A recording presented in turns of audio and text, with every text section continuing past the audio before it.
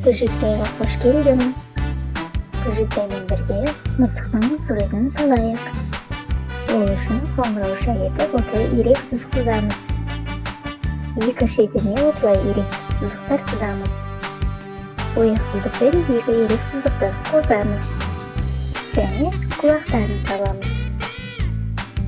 Құлақтарының ішкі бөліктерін сызамыз. Бантиктерін салып қоямыз.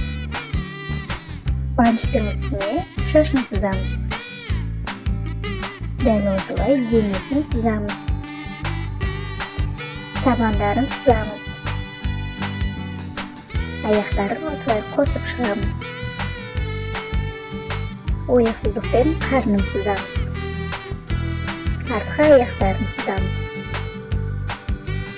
Артқы аяқтарының табандарын және қолындағы табандарын сызамыз.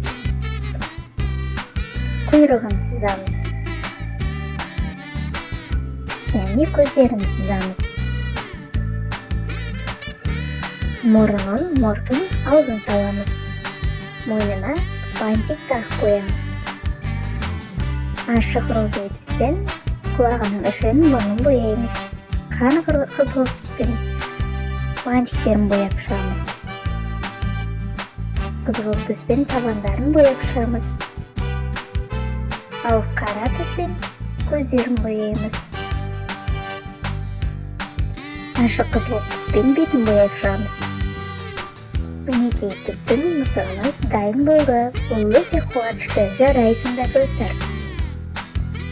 Көжекбайға тіркел. Келесі кездескенше.